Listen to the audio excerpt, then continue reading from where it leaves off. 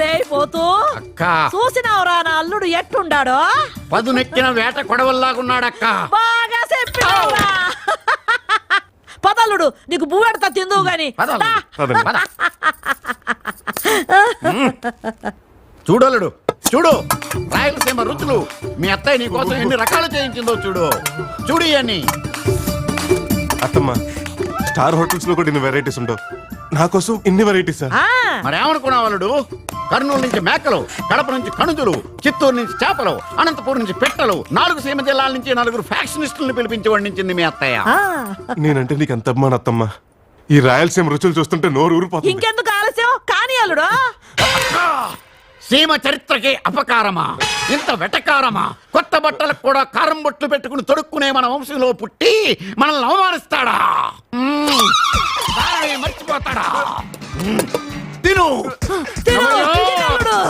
ఎవరైనా స్వీట్లు ఫ్రూట్లు పెడతారు, ఈ కారం ఏంటండి? మమకారం అల్లుడు నీ మీద. ఇది గొడ్డు కారం.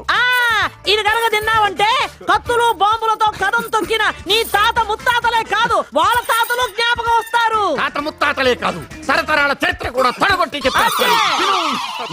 ఇది తింటే మండుద్దేమో. ఏందిరా మండేదే?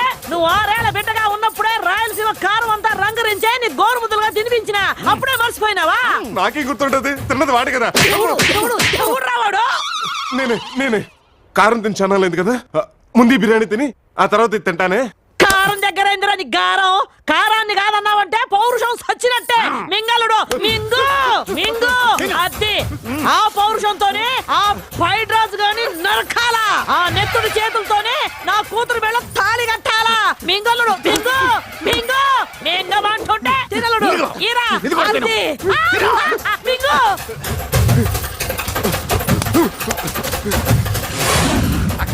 అది పెట్టవే. అయ్యిందా? ఇది పెట్టు. ఇదో తినలుడు.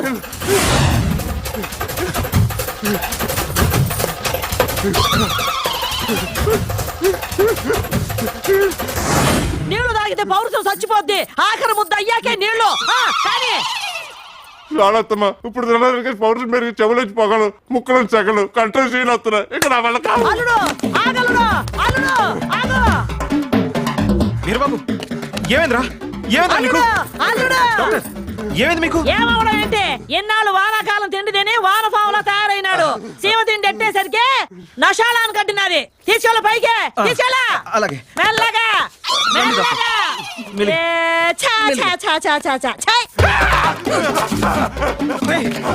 ఓర్చుకోరా, కొంచెం ఓర్చుకోరా. వీరబాబు, ఎక్కడికి?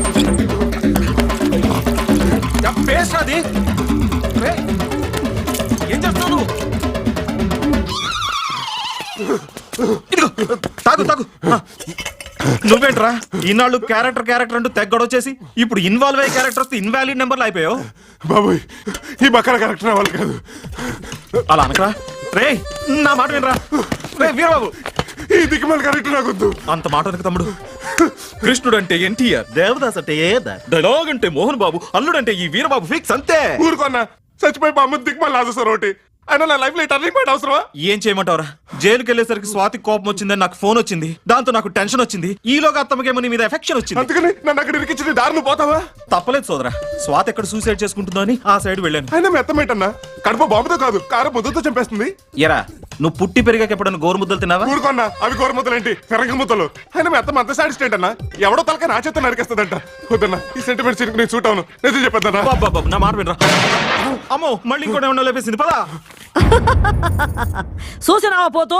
దెబ్బకు 2 పెట్టల్ని మట్టి కనిపించినాను. వాటిని తీసేయండి రా. రే చూసావుగా, 12 ఏళ్ళు జైలు ఉండి వచ్చిన అత్తమ్మ గురి మాత్రం తప్పలేదు. ఇప్పుడు నువ్వు వెళ్ళి నిజం చెప్పావు అనుకో, అదిగో మనల్ని కూడా అలా మోసుకెళ్తారు. అంటే చంపేస్తుందా? డౌటా? అమ్మో, ఇలాంటి అత్తలుంటే అల్లుళ్ళు చావు తప్ప వర్కట్టే చావులుంటావు. అయినా సరే నేను నిజం చెప్పేస్తాను. రే వీరబాబు, ఆగరా బాబు.